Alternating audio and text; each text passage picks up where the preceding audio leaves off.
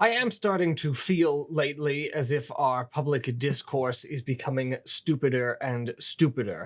That is to say, every day, because it is my job to open Twitter and read what is being said, the opinions that I see in my feed seem to be more and more ill-founded, more and more detached from reality, more and more simply bigoted and unthinking and unconcerned with whether there's any evidence for whether they're actually true. I attribute this in part to the malign influence of a man named Elon Musk, the richest man on earth, who owns the platform Twitter/X and says all kinds of stupid bullshit every day.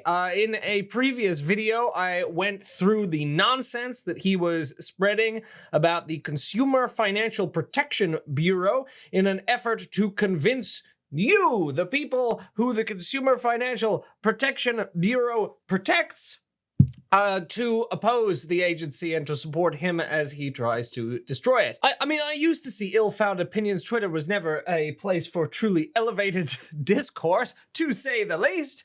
But now I see things like, oh, you know, Israel did 9/11. And in fact, the guy who argues that Israel did 9/11 was Joe Rogan's latest podcast guest. And they talked about how Pizzagate is true. There's so many layers to Pizzagate that they tried to cover up intentionally for very good reason. Well, how about the logos? And he said, well, nobody's ever debunked Pizzagate. Now, I've written about Pizzagate before and how flimsy the evidence for Pizzagate is. In fact, I've never seen any compelling evidence for Pizzagate. I didn't hear any compelling evidence for Pizzagate presented by this guy, Ian Carroll, on Joe Rogan's show. I've asked him on Twitter what his evidence, what his claims are, what his evidence for them. I haven't heard anything yet. We'll see. If he has compelling evidence that Pizzagate is true, that is to say that a ring of pedophiles was operating out of the Comet Ping Pong in Washington, D.C., I'd be keen to hear it so we can look at it, but I think it's just more stupid bullshit being spread on the internet by very, very confident men who have nothing to back up what they're saying. What I really wanted to talk about was a couple of things that Elon Musk said recently that I think exemplify what I'm talking about here, which is a kind of deep stupidity, like an unwillingness to think clearly about what you're talking about, to examine the issue and try to make sure that you have an informed opinion on it. And I've written a couple of articles about things that Elon Musk has said. One of the things he said on Joe Rogan's podcast was you talk about meme coins, and the great exposer of scams on YouTube, CoffeeZilla, was deeply frustrated by the way that Elon Musk talked about meme coins, where essentially Joe Rogan was like, how are meme coin rug pulls legal? Where, you know, you rig the coin so that you convince a bunch of people to invest in it, and then the person who made it just sells out, the value collapses, they run away with the money, and they defrauded a bunch of people by convincing them this was a real market when it was entirely just rigged and so they could steal money. And Rogan's like, how is this legal? And Elon Musk's like,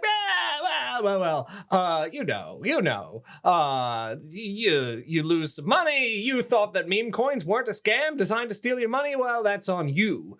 And then Elon Musk pivots to, well, you know, Social Security. That's just a Ponzi scheme. Social Security is the biggest Ponzi scheme of all time. Let's just remember what a Ponzi scheme is, right? So in a Ponzi scheme named after the Italian conman Charles Ponzi, and made famous by Bernie Madoff, what happens is that I, the con man, go around telling you that I have a great investment opportunity for you. I'll guarantee you, 40% returns every year. You give me $100, and next year, I will massively increase your money. And I provide you, and I show you I can do this. I say, trust me.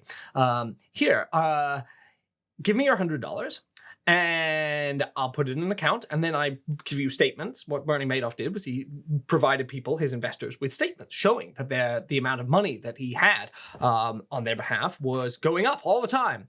And if they wanted to take money out, he'd give them the money out. And so, in fact, when you invest in your Ponzi scheme, you can think that you are, in fact, making lots of money. Because if you say, well, you say that my $100, there's another 40, it's 140 now. Can I have the 40? He'll say, yes, absolutely, here's the 40.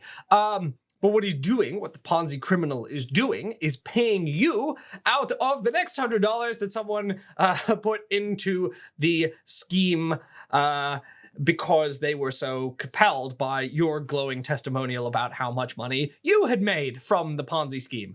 And it doesn't work in the long run because eventually it will become clear at some point that you have not actually made anyone any money, that you're just moving money around. And you have to very carefully keep track of how much you're giving out of other people's money, because you are, to use the expression, robbing Peter to pay Paul. And Ponzi schemes collapse and the people who start them go to prison. Now, it is true that in Social Security, as in a Ponzi scheme, money goes in and money comes out. And the money that I put in today through my Social Security payroll taxes may be used to pay old people today. So my money is going in, they're getting it out.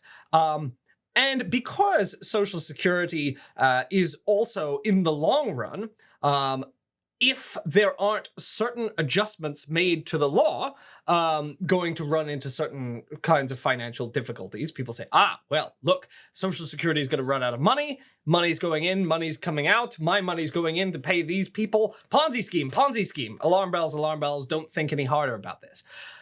Now, if we do think harder, if we have brains and we turn on our functional brains and try to think and try to actually think what is going on here, is this in fact a Ponzi scheme?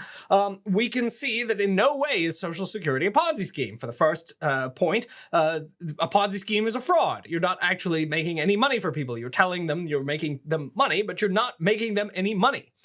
Social Security is much more like an insurance scheme. It's called old age insurance, right? So in insurance, I pay money in to my fire insurance company. If somebody's house burns down, so I pay my premiums. If someone's house burns down, they get money paid out. Now, the fire insurance company may depend on premiums continue to flow in, but it's financially sustainable in the long run. It's not a big fraud. Now, some insurance companies are obviously malicious and fraudulent, but the concept of insurance is not inherently a giant fraud like a Ponzi scheme. An insurance scheme, if it's well designed, if it's well regulated, can function indefinitely. And Social Security can function indefinitely. In fact, Social Security, even though you're going to be told many, many times by people like Elon Musk that Social Security is in some kind of crisis, Social Security is not in a crisis. There are very many good articles and books on this.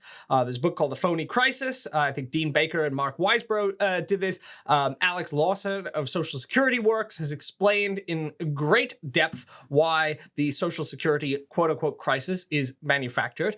And there are a couple reasons for that. One reason is that the supposed crisis of Social Security is based on the fact that the Social Security Trust Fund will, if the present rates of money flowing in and money flowing out continue, eventually run dry. Because the amount of taxation of existing workers is not going to be enough to cover the amount of benefits that are committed to future retirees. But what they don't tell you is there's a very easy way to solve this, which is that you slightly increase Social Security taxes on the people who are the wealthiest. And if you do that, you can make the fund sustainable indefinitely. No Ponzi scheme. It's just slight increase in Social Security tax, just like an insurance company might have to increase premiums, as some insurance companies are having to do now in response to the devastating effects of climate change, which is real, which, by the way, we never talk about. We all have to forget that climate change is happening. Sorry. subject for a different day. So you can increase the taxes, you can make Social Security sustainable. And the other thing is that you don't even need the money to be paid out of the Social Security Trust Fund. You don't need, because government, as the modern monetary theorists have pointed out, government can in fact create money and pay out the benefits. This is a legal construct that the money has to be paid out of the Social Security Trust Fund. You don't have to pay it out of that. The Congress could just appropriate the money and make sure everyone continued to get paid. That's another somewhat minor point. But the essence of this is that you could, in fact, continue to sustain Social Security with very, very minor adjustments. Very minor adjustments. And just like us all pooling our funds in order to cover risk in an insurance scheme, this is something that can be badly managed or it can be well managed. If it's badly managed, it can go bust. If it's truly badly managed and you are just running it like a Ponzi scheme, you're lying about the amount of money you have and you're taking money from over here to pay it out over here, yes, it could be criminal. But Social Security is actually incredibly well run. It's very well run. It can, and you will be told over and over, oh, you're not going to have Social Security when you're older. They're just taking your money today. They're paying it to these old people. It's going to go bust. It's not going to go bust. We can fix it. Don't listen to the people who tell you that Social Security is doomed, who tell you it's a Ponzi scheme. Elon Musk does not appear to understand how Social Security works. It does not resemble a Ponzi scheme. Okay, I don't want to just repeat that over and over. I've written a whole article on this. You can see more on why Social Security is not a Ponzi scheme. Okay, there's one more thing he said that I wanted to address, which is he was defending Robert F. Kennedy. And you like Bobby, right? I like Bobby, actually, yeah. I think I supported Bobby Kennedy. I think he's unfairly maligned as someone who is anti-science. But I think he isn't. He just wants to question the science, which is the essence of the science. The scientific method fundamentally is about always questioning the science. Merely being skeptical is not science. Skepticism, asking questions, is the beginning. Then you have to go to phase 2. And phase 2 is where you actually deploy rigorous scientific methods to check whether what you're saying is true or whether it's a bunch of bullshit. And my problem with Robert F. Kennedy is that a lot of what he's saying is a bunch of bullshit, right? A lot of the stuff that he has said about vaccines and autism is disproven. It is debunked. We went through in current affairs and debunked a lot of what he had said on COVID-19. I was listening to him talk about the measles vaccine, for instance, and he was talking to John Stossel, and he said a number of things about measles. If your kids were young now, would you give them the measles, the mumps vaccine? No. I got measles, mumps when I was a kid. It was... Lots of people used to die from those diseases. Well, you know what? They died in the 1900s, or early 1900s. There were about 10,000 Americans a year who died. In 1964, there was about 300 or 400 who died, and they were almost all severely malnourished kids, mainly from the Mississippi Delta. This was before the poverty program, so there was a lot of starving children in our country. It's very, very hard to kill a healthy child with any infectious disease, but particularly with measles. And the World Health Organization now says vitamin A is an absolute cure for measles, which we didn't know about back then. Back then, we were treated with chicken soup, and it was, a week at home watching Leave It to Beaver, and every kid caught it. Every single kid got it. And I had 11 brothers and sisters, and we all got it, and we were all fine. And there are lots and lots of studies out there now that show that kids who get measles as a child are much healthier when they grow up, that they're much more resistant to cancers, to atopic diseases, to allergies, and to heart disease. My problem here with RFK is not that he is questioning the scientific consensus on the measles vaccine, its efficacy, its safety, the fact that you should get it or that you should make sure that your children get it if you don't want them to get measles and potentially die. My problem is not that he's questioning it. My problem is that the things he's saying are wrong, that they don't have evidence backing them up, that in fact, it is not very, very hard to kill a healthy child with any infectious disease.